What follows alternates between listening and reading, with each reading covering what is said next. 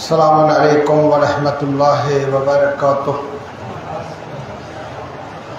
औज़ु बिल्लाहिस समीइल अलीम मिनश शैतानिर लईनिर रजीम। बिस्मिल्लाहिर रहमानिर रहीम। अल्हम्दुलिल्लाहिल्लज़ी ला यब्लगु मिदहतहुल क़ाइलून वला युहसी नामहुल आदून वला युअद्दी हक़्क़हुल मुज्तहिदून अल्लज़ी ला युद्रिकुहु बुअदुल हिमम वला युनालुहु गौसुल फितन अल्लज़ी लैसा लिसिफ़तिही हद्दुन महदूद वला नाअतुन मौजूद वला वक़्तुन मअदूद फ़तरल खलाइक़ बिक़ुदरतिही व नशरर रियाह बिरहमतिही वस्सलातु वस्सलाम व तहिय्यतु वल इकराम अला नबिय्यिल उम्मिय्यिल अरबिय्यिल क़ुरैशिय्यिल मक्किय्यिल मदनिय्यिल हाशिमी अल्लज़ी सुम्मिया फ़िस समाए अहमद व फ़िल अर्ज़ि अबिल क़ासिम मुहम्मद वस्सलातु वस्सलाम व तहिय्यतु वल इकराम अला अहले बैतिहि तय्यबीन अत्ताहिरीन अल-मासूमीन अल-मज़लूमीन व सहबिहिल मुंतजबीन अला लानतुल्लाहि अला आदाइहिम अजमईन मिन यौमिना हाज़ा इला क़यामि यौमिद्दीन। बिस्मिल्लाहिर रहमानिर रहीम। उसीकुम इबादल्लाहि बितक़वल्लाह इन्नत तक़वा खैरुन ज़ाद। क़ाल रसूलुल्लाहि सल्लल्लाहु अलैहि व आलिहि इन्नमल मुमिनूना इख़्वह। सर्वप्रथम নিজেকে এবং উপস্থিত মুমিনিন ও মুমিনাতকে তাকওয়ার আহ্বান জানাচ্ছি। আল্লাহ রাব্বুল আলামিন আমাদেরকে মুত্তাকি হওয়ার তৌফিক দান করুক। মুমিনিন ইকরাম, হুকুকে ইবাদ একটি গুরুত্বপূর্ণ অধ্যায় ইসলামের মধ্যে, এবং কি অনেক ক্ষেত্রে দেখা যায় যে হুকুকে ইবাদের এত বেশি গুরুত্ব যে হুকুকে ইবাদ যদি রক্ষা না করা হয় তো হুকুকুল্লাহ আল্লাহ রাব্বুল আলামিন গ্রহণ করেন না। যেমন আমর বিল মারুফ ওয়া নাহি আনিল মুনকার সম্পর্কে বলা হয়েছে কি কেউ যদি সৎ কাজের আদেশ অসৎ কাজে বাধা প্রদান করে না তার দোয়া আল্লাহ রাব্বুল আলামিন কবুল করেন না।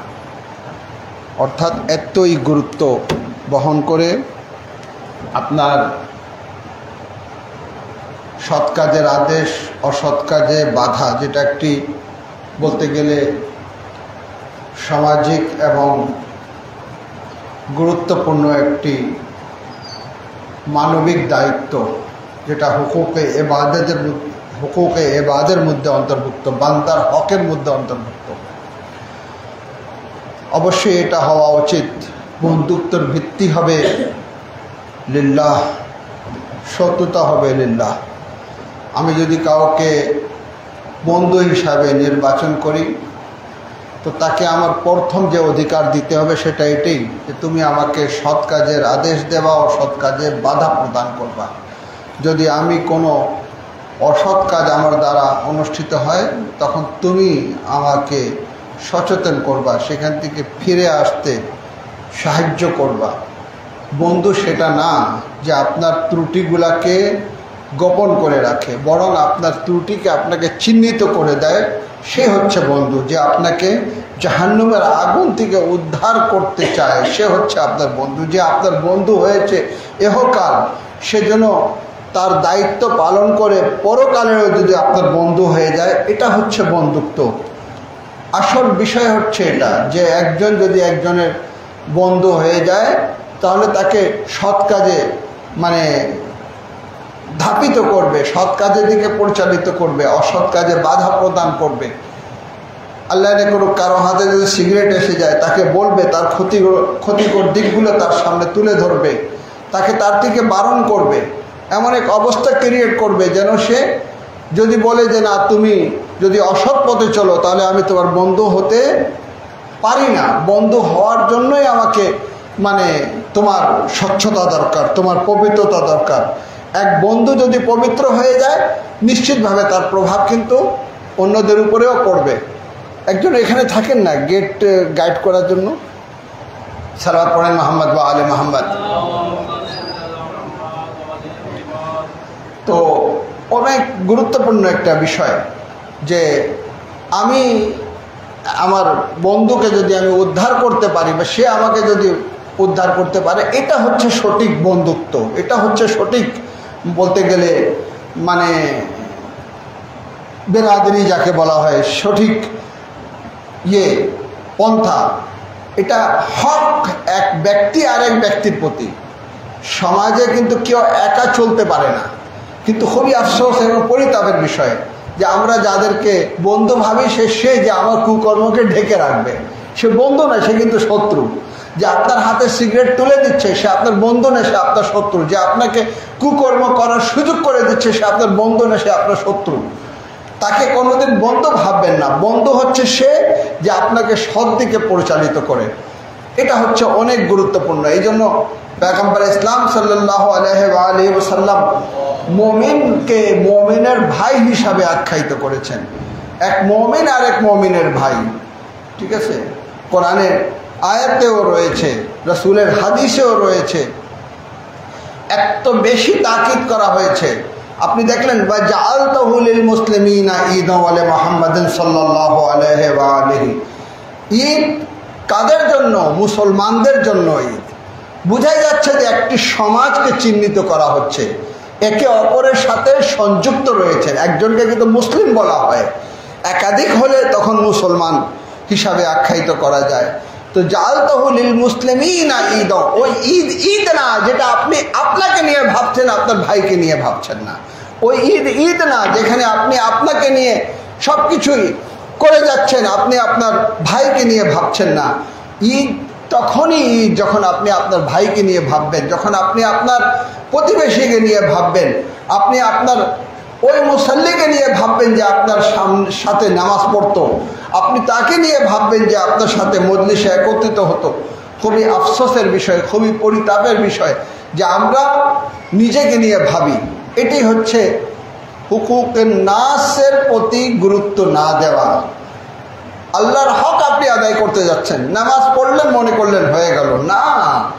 নামাজ পড়লেই যে হয়ে যায় তা যদি হতো, হুকুকে ইবাদের এত গুরুত্ব মানে থাকতো না। এত গুরুত্ব, এই গুরুত্ব দ্বারাই সমাজ সংগঠিত হয়। একজন আর একজনের প্রতি যদি মানে আপোষ করে ভ্রাতৃত্ব বন্ধনকে শক্তিশালী করে যদি অগ্রসর হতে পারে তাহলে সুন্দর একটি সমাজ প্রতিষ্ঠিত হবে। আজ মুসলমানদের মধ্যে উগ্রতা এসেছে। উগ্রতার কারণ এই বিষয়গুলোর প্রতি দৃষ্টি না দেওয়া। যে আমার ভাই এক মুসলিমের ভাই, সে মুসলমান না হোক, সে কাফের হোক, তাও তো সে আল্লাহর বান্দা। আল্লাহর বান্দাকে করতেছে না, ভুলে গেছে। আপনি আপনার এখলাক দ্বারা, আপনি আপনার মানে উত্তম ব্যবহার দ্বারা তার সামনে ইসলামের সৌন্দর্য তুলে ধরেন। কি বলছেন ইমাম? যে আমাদের কালামের হোসেনকে যদি মানুষ জানতো তাহলে অনুসারী হয়ে যেত, সেটাকে অনুকরণ করত। আহলে বায়তের কালামের সৌন্দর্যকে তুলে ধরেন, আহলে বায়তের এখলাককে তুলে ধরেন। সেটা কাফের হোক, কাফেরও দেখবে যে এটা একটা ভালো মানুষ, এটা একটি নেক ব্যক্তি। কি কারণে সে এত নেক? আবু যর গফারি যখন বাসার দিকে যাচ্ছেন, রাবাজার দিকে, রাসূল ইসলামকে জিজ্ঞাসা করলেন, ইয়া নবী আল্লাহ, আমি যাচ্ছি কিভাবে ইসলামের দাওয়াত দেব? রাসূল বললেন, এখন ইসলামের দাওয়াতের প্রয়োজন নেই, তুমি উত্তম ব্যবহার করবা। গিয়ে যখন আবু যর গফারি যে আচরণ করা শুরু করলেন, যেই ব্যবহার তিনি মানে উপস্থাপন করলেন সমাজে, সবাই আশ্চর্য হয়ে গেল। আবু যর, তুমি তো এমন ছিল না, এত পরিবর্তন কোথায় শিখেছ? তো বলে, আমার একজন মুআল্লিম রয়েছে, আমার একজন ওস্তাদ রয়েছে, আমার একজন শিক্ষক রয়েছে। বলে, যে তোমাকে মানুষ করে দিয়েছে, যে তোমাকে ইনসানে কামিল করে দিয়েছে, আমাকেও সেখানে নিয়ে চলো যেন আমিও ইনসানে কামিল হয়ে যাই। অনেক বড় ব্যাপার। আপনি দেখেন ইফতার একসাথে করার কত গুরুত্ব, ঈদের নামাজ আপনি জামাতে পড়লেন কত গুরুত্ব। আজকে আপনি জুমার নামাজে আসছেন, জুমার নামাজ ফরাদা আপনি যদি চান বাসায় পড়তে পারবেন না, জুমার নামাজ জামাতেই হয়। কেন? ইয়াদুল্লাহি মাআল জামা, আল্লাহর হাত জামাতের সাথে রয়েছে।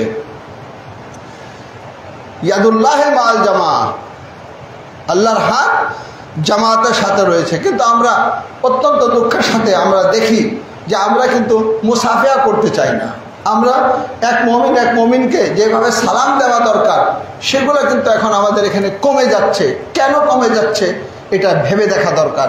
যখনই এইসব বিষয় কমে যাবে উগ্রতা তৈরি হবে, যখনই এইসব বিষয়গুলো কমে যাবে বগজ ও নেফাক তৈরি হবে, যখন এই আপোষে চলা, একে অপরকে ভাই ভাবা, নিজের উপরে আরেকজনকে প্রাধান্য দেওয়া, এগুলো যখন কমে যাবে তখন সমাজে বলতে গেলে যে চিটিংবাজিগুলো আজকে দেখতে পাচ্ছেন, যে অবৈধ কর্মগুলো দেখতে পাচ্ছেন, এগুলো কি?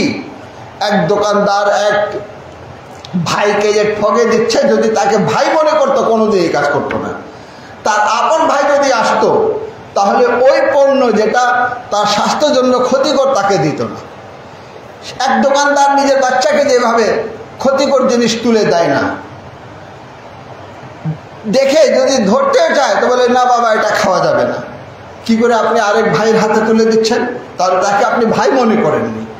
তো যখন আপনি ভাই মনে করেননি, নানা ধরনের সমস্যায় জর্জরিত হবেন। এই কারণে অনেক গুরুত্ব রয়েছে।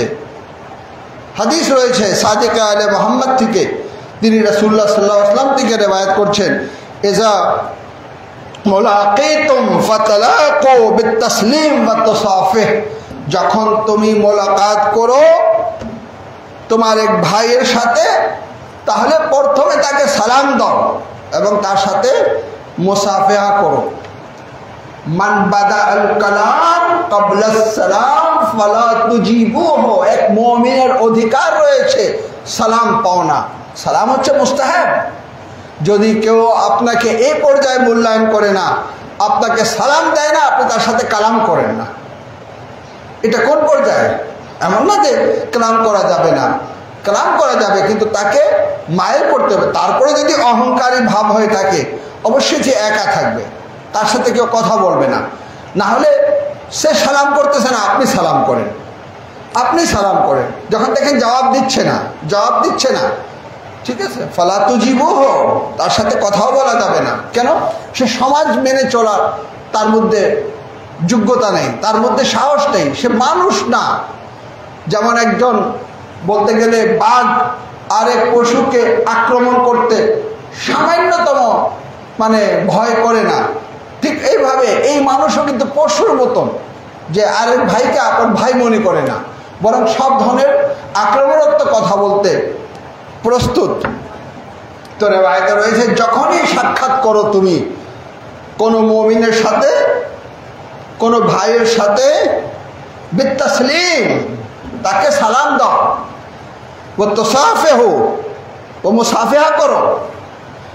আজকে হিন্দুস্তানে এই বিষয় কিন্তু অনেক আলোচিত হলো যে ঠিক আছে, আমি এক ভাইকে যখন দেখব সে মুসলমান, তাকে সালাম দেব, আসসালামু আলাইকুম।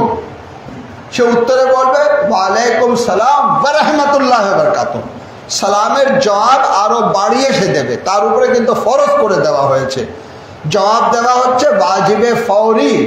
সালাম করার মধ্যে 70 গুণ বেশি সওয়াব রয়েছে। তো আমি এক ভাই আরেক ভাইকে সালাম দিচ্ছি, কিন্তু আমার প্রতিবেশী হিন্দুও রয়েছে, কি করা দরকার? মুসলমানরা এবং কি আমাদের আলিমরা তখন বললেন এক হিন্দুকে দেখলে আদাব, এটা কিন্তু চালু করা হলো আদাব।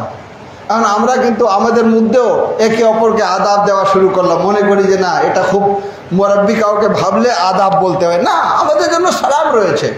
যেহেতু এই সালাম ইসলামী বিধান, শরিয়তি বিধান, যেহেতু হিন্দুর জন্য প্রযোজ্য নয়, সে জানে না জবাব দিতে, আর জানলেও তার দিন তাকে বাধা দিচ্ছে যে সে ওইভাবে আপনাকে জবাব দেবে, তাকে আদাব, দাদা আদাব। কেন? এই জন্য যে সে একটা বান্দা, আপনার ব্যবহার দেখে সে আপনার দিনের দিকে আকৃষ্ট হবে। তো স্পষ্ট হাদিস, মান বাদা আল কালাম ক্বাবলা সালাম ফালা তুজিবুহু, যে কথা শুরু করে এবং এক মুমিনের হক আদায় করে না।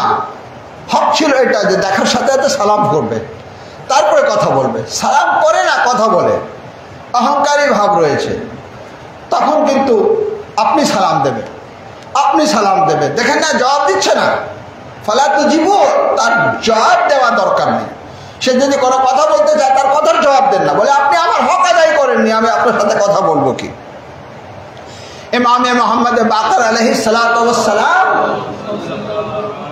মুসাফিহা সম্পর্কে এতই গুরুত্ব দিয়েছেন যে এক মুমিন আর এক মুমিনের যখন হাত দিতে যায় তো এই দুই হাতের মাঝে যে হাত থাকে সেটা হচ্ছে আল্লাহর হাত। আল্লাহু আকবার। কয়েকটি জায়গায় আল্লাহ রাব্বুল আলামিন বলছেন যে আমার হাত আগে। এক হচ্ছে কোনো গরিবকে যদি কেউ সাদকা বের করে, সাদকা বের করে যখন গরিবকে দিতে যায় তো গরিবকে দেওয়ার আগে আল্লাহর হাতে পৌঁছে যায়। আল্লাহ আপনার সাদকার জন্য অপেক্ষায় না, আল্লাহ নেয় না, ও টাকা আল্লাহর কাছে পৌঁছায় না, পৌঁছায় আপনার তাকওয়া। এই আমলটা আপনার আল্লাহর কাছে খুবই দ্রুত গতিতে পৌঁছে যায়। কত দ্রুত গতিতে পৌঁছে যায়, একটা আয়াত আমাদের কাছে রয়েছে, যখন আলী ইবনে আবি তালিব নিজের নাফসকে উৎসর্গ করে দিলেন রাসূলের জন্য, আয়াত অবতীর্ণ হলো যে সে বান্দা যে নিজের নাফসকে উৎসর্গ করে দিয়ে আল্লাহর সন্তুষ্টিকে অর্জন করে।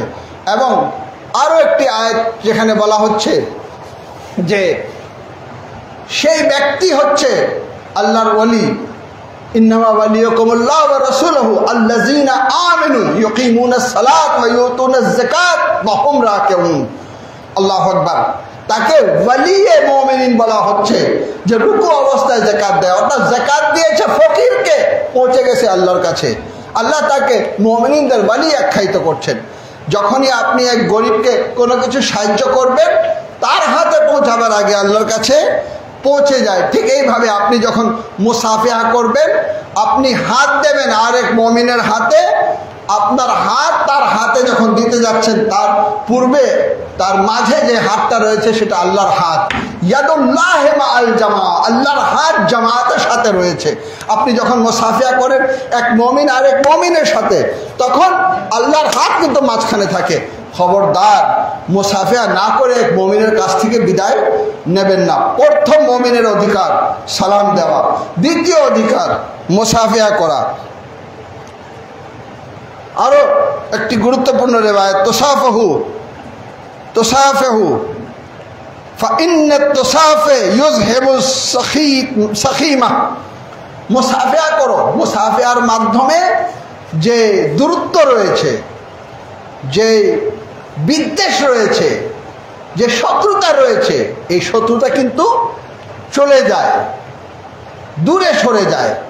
অর্থাৎ এক মুমিনের আর এক মুমিনের প্রতি অধিকার এটা যে আপনি তার সাথে মুসাফিহা করবেন। মুসাফিহা করলে এই যে বগজ রয়েছে, এই যে কিনা রয়েছে, এই যে বিদ্বেষ রয়েছে, এই যে এক মুমিনের প্রতি আপনার যে আকর্ষণ নেই, এগুলা কিন্তু দূরে চলে যাবে। আপনি যে এক মুমিন আরেক মুমিনকে যে ভালোবাসছে না, তার প্রতি যে উগ্রতা রয়েছে, এগুলা কিন্তু চলে যাবে। মুসাফিহা কালবকে এক জায়গায় নিয়ে আসে। আপনি হাতে হাত মিলাচ্ছেন, মনে করতেন কিছুই না, হাত মিলালেও কি না মিলালেও কি না, আপনি যে মুসাফিহা করছেন এই মুসাফিহার সাথে কিন্তু কালবের সম্পর্ক রয়েছে। আপনি হাত যখন হাতে দিচ্ছেন আপনার চেতনা আসছে সে আমার ভাই। আল্লাহ রাব্বুল আলামিন দুটা কালবকে একত্রিত করতেছেন। খবরদার সালাম না দিয়ে মুসাফিহা না করে এক মুমিনের কাছ থেকে বিদায় নেবেন না, এটা আল্লাহ রাব্বুল আলামিন পছন্দ করেন না। আল্লাহ রাব্বুল আলামিন পছন্দ করেন এটাই যে এক মুমিন আর এক মুমিনের হাতে হাত দেবে। হ্যাঁ, করোনা ভাইরাস আসছিল, কিছুদিনের জন্য ডাক্তারের চিকিৎসা বিরত রাখছিল, ঠিক আছে, বিরত ছিলেন, কিন্তু এমনও বলা হচ্ছে ফিসসুরিল মুমিনের শাফাউন, মুমিনের খেয়ে রাখা, এটা আরেকজন যদি খায় তার মধ্যে শাফা রয়েছে। যদিও চিকিৎসা বিজ্ঞান এটাকে সাপোর্ট করে না, হয়তো এক সময় এটাকে সাপোর্ট করবে, কিন্তু আপনি যখন যান দেখবেন ইসলামী জগতে এক থালায় খাবার রেখে দেওয়া হয়, চারদিক দিয়ে বসে সবাই খাচ্ছে। আপনি পানি খেয়ে আধা গ্লাস রাখলেন, আপনার পাশে এক আয়াতুল্লাহ বসে আছেন, তিনি কিন্তু উঠায় খেয়ে নেবেন। কেন? ফিসুরিল মুমিনের শাফাউন, মুমিনের মানে ইয়েতে। আসলে আমরা একটা আর্টিফিশিয়াল জগৎ তৈরি করে দিয়েছি, যে কারণে আমাদের মধ্যে অনেক কিছু কিন্তু ক্ষতিকর হয়ে গেল। ঠিক আছে, ক্ষতিকর হয়ে গেল। লবণ খেলে প্রেশার বেড়ে যায়। লবণ হাদিসের মধ্যে রয়েছে, প্রত্যেক খাবার সূচনা লবণ দিয়ে করো, সমাপ্ত লবণের উপরে করো। চিকিৎসকরা বলবে লবণ খাবেন না। আমি ইরানে গেলাম, কি ব্যাপার ভাই, এই যে লবণ খাওয়া মুস্তাহাব, কিন্তু ডাক্তার বলে যে না, খবরদার কাঁচা লবণ খাবেন না, প্রেশার বেড়ে যাবে। তখন একজন চিকিৎসক, যে আপনার হাকিম, সে কিন্তু আলিমে দিন, তিনি বললেন আসল সমস্যাটা কোথায় জানেন? সমস্যা হচ্ছে আর্টিফিশিয়াল লবণ। এই যে আপনার বাজারে পাওয়া যাচ্ছে আয়োডিনযুক্ত লবণ, এগুলো কিন্তু এমনভাবে তৈরি করা হয়েছে যে কারণে আপনি যখন মুখে দেবেন প্রেশার বেড়ে যাওয়ার সম্ভাবনা আছে। প্রেশারের রোগীকে নিষেধ করা হচ্ছে। কিন্তু আমার কাছে যে লবণ রয়েছে, যেটা বাস্তব লবণ, যেটা পাথর দিয়ে লবণ তৈরি করা আছে, যেটা ন্যাচারাল লবণ, নেন একটা ঢেলা আমার কাছে দিয়ে দিলেন, চুষে আপনি পুরোটা খান, আমি এখানে বসে আছি। যদি আপনার প্রেশার বাড়ে তাহলে আমি দেখব, কোনো ক্রমে প্রেশার বাড়বে না। আসলে ব্যাপার হচ্ছে কি, আমরা একটা আলাদা জগৎ বানিয়ে নিয়েছি, আর্টিফিশিয়াল জিনিসগুলো তৈরি করেছি। আমাকে বললেন তোমাদের দেশে কি মানে ন্যাচারাল লবণ পাওয়া যায় না? ন্যাচারাল লবণ খাবা। আমি আসলাম, এসে খুঁজলাম, সম্ভবত নাসিরকে বলছিলাম যে নাসির, ন্যাচারাল লবণ পাওয়া যায় না? বলে পাওয়া যায়, তো গরুকে খাওয়ায়, ওর মধ্যে তো বালু, খাবেন কীভাবে? তো বাস্তবে আমরা এমন দিকে ধাপিত হয়েছি যে ন্যাচারাল জিনিসগুলো কিন্তু আমাদের আর মানে খাওয়ার সুযোগ নেই, আমরা আর্টিফিশিয়াল জিনিসগুলা। তাহলে ওই হাদিস কিন্তু আর্টিফিশিয়াল জিনিসের সাথে সাংঘর্ষিক হয়ে গেছে। যদি আসল থাকতো তাহলে সাংঘর্ষিক হতো না। ফিসুরিল মুমিনের শাফাউন, যদি মুমিন ওইভাবে মুমিন হয়ে থাকে, আর আগেকার দিনে যে অবস্থা ছিল, যেগুলা খাওয়ার কারণে মানুষ কিন্তু রোগ থেকে মুক্ত থাকতো, এমনভাবে থাকতো যে আপনার কোনো রোগ নেই, কোনো রোগের কোনো প্রশ্নই আসে না। এক মুমিন আরেক মুমিনের জন্য শাফার কারণ হয়ে দাঁড়াবে, যে কারণে আমরা দেখতে পাচ্ছি যে আপনার খাওয়া পানি আরেকজন খেয়ে নিচ্ছে, দস্তরখানের মধ্যে চাল পড়ে গেছে, উঠায় একজন মুখে দিয়ে দিচ্ছে, একজন অর্ধেক খেতে পারলো না, আরেক ভাইকে দিয়ে দিল, তিনি খেয়ে নিলেন। আপনি আরব বিশ্বে যান, তারা কিন্তু, এটা কিন্তু নতুন কিছু না, এটা কিন্তু ইসলামী জগতে চলে আসছে, যে থালার মধ্যে খাবার রেখে দেওয়া হলো, সবাই একসাথে খাচ্ছে, প্রত্যেকের হাত লাগতেছে, কেউ তো রোগী হচ্ছে না, কেউ তো অসুস্থ হচ্ছে না। তো সায়েন্স আমাদেরকে এইগুলা নিষেধ করে এমন এক অবস্থা তৈরি করেছে, যেহেতু একটা আলাদা জগৎ তৈরি হয়ে গেছে, এই জন্য ইসলামের এই বিধানগুলো আমাদের সাংঘর্ষিক মনে হয়, কিন্তু আসলে সাংঘর্ষিক না। আসলে এইগুলা কিন্তু মানে আমাদের বিবেককে আরও কাছে নিয়ে আসে, মুসাফিয়া কাছে নিয়ে আসে, কুলাকুলি করা কাছে নিয়ে আসে, ঠিক এইভাবে আপনার সালাম করা কাছে নিয়ে আসে। আল্লাহ রাব্বুল আলামিন আমাদেরকে তৌফিক দান করুক যেন আমরা মুসাফিয়ার প্রতি গুরুত্ব দিই। আমরা কেন জামাতে আসি? एक ही सफ में खड़े हो गए महमूद अयाज, ना कोई बंदा रहा और ना कोई बंदा नवाज। যখন আপনি চলে আসলেন, গরিব ধনী সব এক জায়গায় দাঁড়ায় গেল, আপনি একজনের সাথে হাত দিলেন। যখন আপনি হাত দিলেন, তখন আপনার মধ্যে আর দূরত্ব থাকলো না। আপনি ধনী, সে গরিব, কিন্তু ধনী আর গরিব দুটা হাতই একই রকম। দুটা হাতের মধ্যে যে মিলন হয়েছে, এই মিলনের মধ্যে কিন্তু মাঝখানে আল্লাহর হাত রয়েছে। তাহলে আপনি হাত দিয়ে এক মুমিনের হাতে আল্লাহর হাতকে পেয়ে যাচ্ছেন।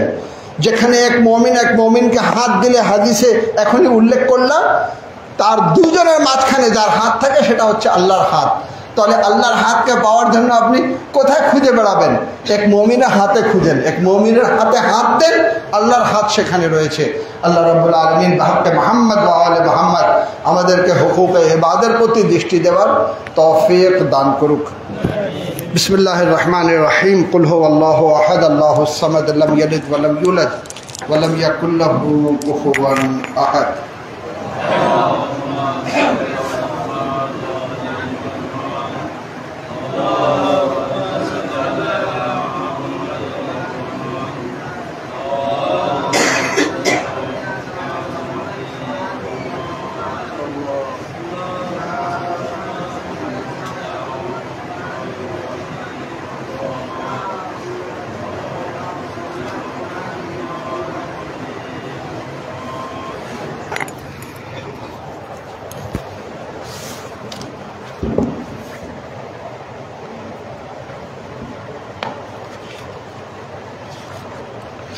औज़ु बिल्लाहिस्समीइल अलीम मिनश्शैतानिर रजीम बिस्मिल्लाहिर्रहमानिर रहीम। या अस्माअस्सामिईन या अबसरन नाज़िरीन या असरल हासिबीन या अहकमल हाकिमीन या खालिक़ल मखलूक़ीन या राज़िक़ल मरज़ूक़ीन या नासिरल मंसूरीन या अरहमर राहिमीन या दलीलल मुतहय्यरीन या ग़यासल मुस्तग़ीसीन अग़िस्नी या मालिकी यौमिद्दीन इय्याका नअबुदु व इय्याका नस्तईन या सरीख़ल मकरूबीन या मुजीब दावतिल मुस्तरीन अंतल्लाहु रब्बुल आलमीन अंतल्लाहु ला इलाहा इल्ला अंत अल मलिकुल हक़्क़ुल मुबीन अल किब्रिया व रिदाउक अल्लाहुम्मा सल्लि अला मुहम्मदिनिल मुस्तफ़ा व अला अलीयिल मुर्तज़ा व फ़ातिमतज़ ज़हरा व ख़दीजतल कुबरा वल हसनिल मुज्तबा वल हुसैन शहीद बिकरबला व अला अली इब्न अल हुसैन ज़ैनुल आबिदीन व मुहम्मद इब्न अली अल बाक़र व जाफ़र इब्न मुहम्मद सादिक़ व मूसा इब्न जाफ़र अल काज़िम व अली इब्न मूसा अर रिज़ा व मुहम्मद इब्न अली अल तक़ी व अली इब्न मुहम्मद अल नक़ी वल हसन इब्न अली अल अस्करी वल हुज्जतुल क़ाइमुल महदी अल इमामुल मुंतज़र सल्लल्लाहु अलैहि अजमईन। अल्लाहुम्मा वालि मन वालाहुम व औद मन आदाहुम वंसुर मन नसरहुम वख़ज़ुल मन ख़ज़लहुम वलअन मन ज़लमहुम व अज्जल फ़रज आल मुहम्मद वंसुर शियत आल मुहम्मद वर्ज़ुक़नी रुयत क़ाइम आल मुहम्मद वजअलनी मिन अतबाइहि व अशियाइहि व राज़ीन बिफ़िलिहि बिरहमतिका या अरहमर राहिमीन। আবার নিজেকে এবং উপস্থিত মুমিনিন ও মুমিনাতকে তাকওয়ার আহ্বান জানাচ্ছি। আল্লাহ রাব্বুল আলামিন আমাদেরকে মুত্তাকি হওয়ার তৌফিক দান করুক। মুমিনিন একরাম, আমরা যে ঈদ উদযাপন করেছি, এই ঈদ কতটা আল্লাহর কাছে গ্রহণযোগ্য হয়েছে জানি না। কেননা আজ আমাদেরই ভাই যারা ফিলিস্তিনে অবস্থান করছেন, একটু তাদেরকে জিজ্ঞাসা করেন যে তাদের ঈদ কেমন। বাবার হাতে সন্তানের লাশ, যে লাশের উপরে আর মাথা নেই। আল্লাহু আকবার। আমরা কিন্তু মাজলুমিয়তের এমন এক দৃশ্য দেখতে পাচ্ছি, কেউ নেই তাদের পাশে। কিছু হুসাইনি ব্যতীত, যারা হুসাইনি চেতনা নিয়ে দুনিয়ায় বসবাস করে, তারা ছাড়া আর কেউ নেই। আমরা নতুন কাপড় পরছি, ভালো খাওয়া খাচ্ছি, তারা পরিচ্ছন্ন পানীয় কিন্তু খেতে পারছে না। তাদের উপরে সব ধরনের নিষেধাজ্ঞা আরোপ করা হয়েছে এবং যেইভাবে সেই ফিলিস্তিনের উপরে যে জালিমরা চেপে বসেছে, যেইভাবে তারা জুলম অব্যাহত রেখেছে এবং যেইভাবে মুসলমানরা নীরব, আজকে আমরা যদি ঐক্যবদ্ধ হয়ে ইমাম খুমাইনি রহমতুল্লাহ আলাইহির চমৎকার সেন্টেন্স, যে বিপ্লব কি তোমরা অস্ত্র দিয়ে করেছ? শাহ যে ইরান থেকে পালিয়ে গেল, অস্ত্রের মাধ্যমে শাহের বাহিনীকে তোমরা পরাজিত করেছ, নাকি তোমাদের তাকবীরের ধ্বনি শাহকে পালিয়ে যেতে বাধ্য করেছে, নাকি তোমার ইসলামের প্রতি অবস্থান শাহকে পালিয়ে যেতে বাধ্য করেছে?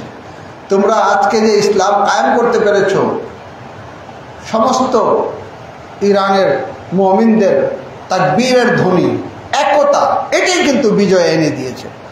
তিনি বলছেন যে এটা মনে করো না যে বিশ্বের আমরা যদি ফিলিস্তিনের পক্ষে স্লোগান দিই, তাকবীর দিই, এটা কি প্রভাব পড়বে ইসরায়েলের উপরে, কি প্রভাব পড়বে জালিমের উপরে?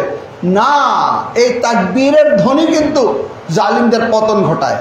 আজকে যদি সারা বিশ্বে মানুষ যদি রাস্তায় নেমে পড়তো, বেশি সময় লাগতো না। কেন? সরকার বাধ্য হতো যে আমাকে এরপরে ভোট নিতে হবে এদের কাছ থেকে, এদের পক্ষে কথা বলি। এদের পাশে দাঁড়ায়।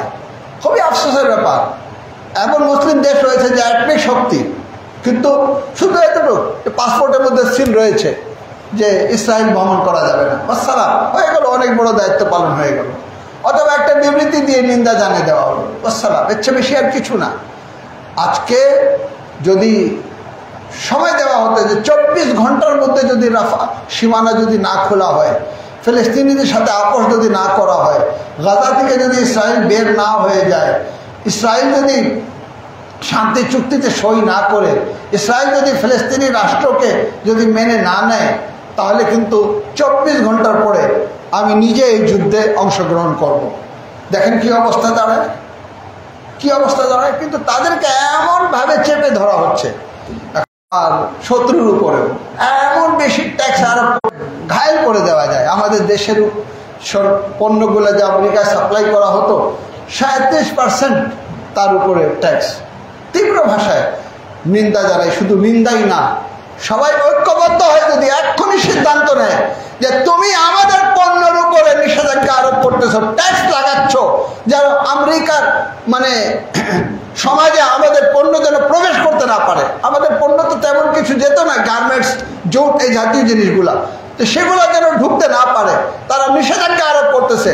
আজকে যদি আমরাও সিদ্ধান্ত নিই যে আমরা কোনো আমেরিকান পণ্য আমরা ব্যবহার করব না, তখন কিন্তু বোঝা যেত যে তাদের সিদ্ধান্তের প্রভাব কি পড়বে। কিন্তু আমরা তো ঠিক আছে, একটা ক্রিম হাতে নিয়ে বলি এই যে ক্রিমটা, এর তুলনায় তো আমাদের দেশের ক্রিমে কোনো গুরুত্ব নেই। আরে বাবা, ক্রিমটাকে জামালে ছুটে মারেন না, ক্রিম ছাড়া কি আপনি থাকতে পারবেন না? আপনার 100 বছর আগে কোন ক্রিম ছিল যে মুখে লাগানো হতো, যেটা দিয়ে আপনার মানে খুব কোন ফেস ওয়াশ ছিল যেটা দিয়ে আপনার মুখ ধোয়া হতো? আমার নিজে এমন দিন গেছে যেই দিনে আমাদের কাছে সাবান কেনার টাকা ছিল না। আল্লাহ রাব্বুল আলামিন জান্নাত নসিব করুক জনাব তাসাদ্দুক হোসেন সাহেবকে। উনি পুকুরে যেতে, আমাদের ঢেউ ছিল ফেজলিগের পাশেই, যেটা আমরা এখানে যেতাম গোসল করার জন্য। উনি কি করছেন, মাটি এক ধরনের মানে এটাকে বলা হয় চিকনা মাটি, এর কালারটাও কিন্তু কাদার মতন, কিন্তু কাদা না, অরিজিনাল মাটি ওটা। ওই মাটি উনি বের করে সমস্ত গায়ে ডললেন, ডলার পরে উনি গোসল করলেন। আমরা বললাম এই কী ব্যাপার, সাবানের পরিবর্তে? উনি বললেন যে সাবান যা পরিষ্কার করে তার চেয়ে বেশি পরিষ্কার করে, পরীক্ষা করে দেখো। আমি নিজে গোসল করেছি মাটি মানে গায়ে ডলা দিয়ে। এখন আপনি আশ্চর্য হচ্ছেন যে মনে হচ্ছে যে একটা গল্প কাহিনী বলছি। না, কুকুর যদি থালায় মুখ দেয়, মুজতাহিদিনরা ফতোয়া দিয়েছেন যে পানি দিয়ে ধুলে হবে না, মাটি দিয়ে একবার ডলা দিতে হবে, তারপরে ধুতে হবে, তারপরে পাক হবে। কেন? মাটি সেই কুকুরের মুখের যে জার্ম, ওই জার্মটাকে ধ্বংস করে দেয়। আল্লাহু আকবার। তো কি রয়েছে যে আমাদেরকে ওই মানে কাফেরদের যারা আজকে ইসলামের সাথে মোকাবিলা করার জন্য প্রস্তুত হয়েছে, তাদের সাবান ব্যবহার করতেই হবে, তাদের শ্যাম্পু ব্যবহার করতেই হবে, তাদের ক্রিম ব্যবহার করতেই হবে। এই ক্রিম যখন ছিল না, তো কিভাবে আপনার দাদারা বেঁচে থাকতেন? দাদিরা ক্রিম ছাড়া কিভাবে থাকতেন? দাদারা ক্রিম ছাড়া কিভাবে থাকতেন? তখন তো আর কোনো ক্রিম ছিল না। আমার ভালো করে মনে পড়ে, এক সময় কিন্তু আমাদের মধ্যে খুব বেশি প্রচলিত ছিল পাকিস্তানের স্নো, স্নো বলা হতো, সোনা বলা হতো, এরকম একটা বোতল ছিল খুব বেশি। একটা মেয়ে ওটা পেয়ে গেলে নিজেকে মনে করো অনেক কিছু।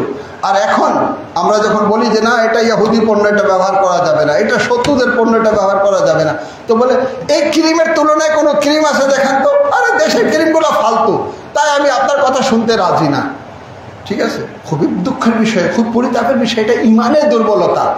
আজকে যারা আমাদের সাথে এমন শত্রুতা করতেছে যে আমাদের ছোট ছোট বাচ্চাকে শহীদ করতে সামান্যতম তাদের দ্বিধা নেই, লাশ দাফন করার সুযোগ দিচ্ছে না, গোসল দেওয়ার জন্য মাইয়াদের পানি নেই, যে নদী থেকে পানি নিয়ে আসবে সেখানে কিন্তু পানি আনতে গিয়ে তাদেরকে গুলি করা হচ্ছে।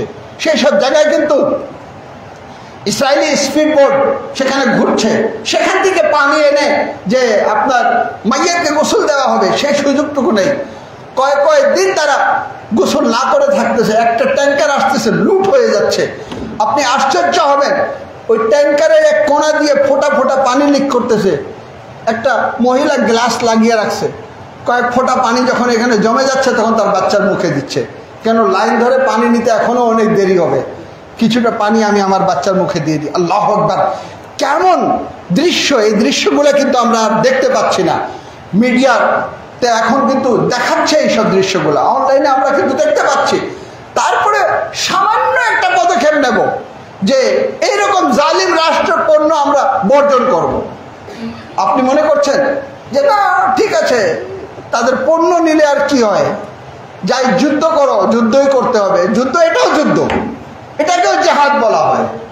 সেসব পণ্যগুলো বর্জন করাকে জেহাদ বলা হয়। আজ কোনো দেশে 37%, কোনো দেশে 40%, কোনো দেশে 30%। আশ্চর্য হলাম, ইরানের উপরে 10%। যে ইরানের উপরে এত খেপা যে ইরানের কোনো কিছুই মানে চলতে দেবে না, তেল যেন ইরান থেকে বের হয়ে বাইরে যেতে না পারে, তাদের উপরে 10%। তো যেহেতু ওইখান থেকে তেমন কোনো পণ্য যাচ্ছে না, তো দেখানোর জন্য নাম দিয়ে দিয়েছে 10%। এবং কি দুটা এরিয়ার নাম উল্লেখ করা হয়েছে যেখানে 20%, 30% ট্যাক্স দেওয়া হয়েছে, যেখানে কোনো মানুষ থাকেই না। ঠিক আছে, পাগলামি কোন পর্যায়ে, মানে সীমা ছাড়া। এখন যদি এরকম একটা অবস্থা তৈরি হয় যে না আমরা কি বলে আপনার দেশের উপরে নিষেধাজ্ঞা আরোপ করার জন্য আমরা এইভাবে ট্যাক্স বসাবো, এখন ওই দেশের জনগণ যদি পাল্টা উদ্যোগ নেয় যে তাদের কোনো পণ্যই আমরা কিনবো না, তখন দেখি কি অবস্থা দাঁড়ায়। কিন্তু তারা ভালো করে জানে আমাদের দুর্বল ইমান নিয়ে আমরা অবস্থান করছি, আমরা ঐক্যবদ্ধ না, আমরা তাদের বিরুদ্ধে কিছু করতে পারবো না, আমাদের অনেক কিছু আছে করার। ইয়াদুল্লাহে মাল জামা, আমরা ঐক্যবদ্ধ যদি হয়ে যাই, একটা জালিমও আল্লাহর জমিনে বেঁচে থাকতে পারবে না। আল্লাহ রাব্বুল আলামিন আমাদেরকে ঐক্যবদ্ধ হওয়ার, জালিমদের সমস্ত পণ্যকে বর্জন করার এবং দেশি পণ্যগুলোকে মানসম্পন্ন করে মানে মানুষের কাছে পৌঁছে দেওয়ার তৌফিক দান করুন। বিসমিল্লাহির রহমানির রহিম। ওয়াল আসরি ইন্নাল ইনসানা লাফি খুসর ইল্লাল্লাযিনা আমানু ওয়া আমিলুস সালিহাতি ওয়া তাওয়াসাউ বিল হাক্কি ওয়া তাওয়াসাউ বিস সাবর।